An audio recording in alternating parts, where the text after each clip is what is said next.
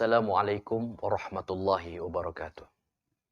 Alhamdulillah wassalatu wassalamu ala Rasulillah wa ala alihi wa sahbihi ajma'in. Amma ba'd. Jamaah yang dirahmati Allah Subhanahu wa taala. Banyak sekali Allah Subhanahu wa taala di dalam Al-Qur'an menyuruh kita sabar. Dan Rasulullah sallallahu alaihi wasallam juga menyuruh kita untuk bersabar. Para ulama menjelaskan makna sabar itu ada 3 hal. Yang pertama adalah as-sabru fi ta'atillah. Yang kedua, as-sabru an ma'siyatillah. Dan yang ketiga, as-sabru fi aqdarillah. Ketiga hal tersebut, yang pertama adalah as-sabru fi ta'atillah, yaitu sabar dalam mentaati Allah Subhanahu wa taala. Sabar dalam ketaatan kita kepada Allah Subhanahu wa taala. Maksudnya apa? Kita sebagai orang yang beriman, tentu sebagai mukallaf, ada kewajiban-kewajiban yang harus kita laksanakan. Kewajiban sholat 5 waktu, kewajiban berpuasa di bulan Ramadan, kewajiban berbakti kepada orang tua, dan sebagainya. Dan semua kewajiban-kewajiban tersebut harus dikerjakan. Karena hukum wajib itu jika dikerjakan mendapat pahala.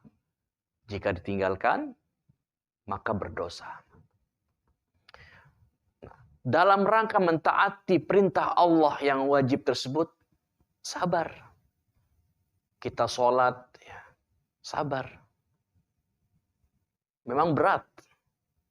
Wa innaha lakabiratun illa 'alal khashiyin. Semua sholat itu berat. Kecuali orang-orang yang bisa khusyuk dalam sholatnya. Berpuasa di siang hari, lapar, dahaga, dan syahwat. Berat. Tetapi itulah dalam rangka menjalankan perintah Allah, sabar. Dalam menjalankan ketaatan kepada Allah Subhanahu wa ta'ala. Yang kedua, as-sabru an ma'siyatillah. As-sabru an ma'siyatillah. Sabar untuk tidak bermaksiat kepada Allah. Banyak sekali larangan-larangan dari Allah Subhanahu wa ta'ala yang harus kita jauhi. Hal-hal yang diharamkan. Ya. Hal-hal yang diharamkan tersebut jika dikerjakan berdosa, jika ditinggalkan dia akan mendapatkan pahala. Larangan berjudi, larangan minuman keras, larangan berzina, larangan membunuh, dan sebagainya, kemaksiatan-kemaksiatan. Kita sebagai seorang muslim tentu sabar untuk tidak bermaksiat. Sabar untuk tidak tergoda melakukan larangan-larangan Allah Subhanahu wa ta'ala tersebut. Itu makna sabar yang kedua. Dan makna sabar yang ketiga adalah as-sabru ala aqdarillah. Sabar atas takdir Allah. Nah, dalam hal ini tentu ada takdir yang baik, ada takdir yang buruk. Tapi di sini lebih kepada takdir yang tidak baik, yaitu sabar atas musibah. Sabar atas sesuatu yang tidak menyenangkan menurut penilaian manusia. Sabar.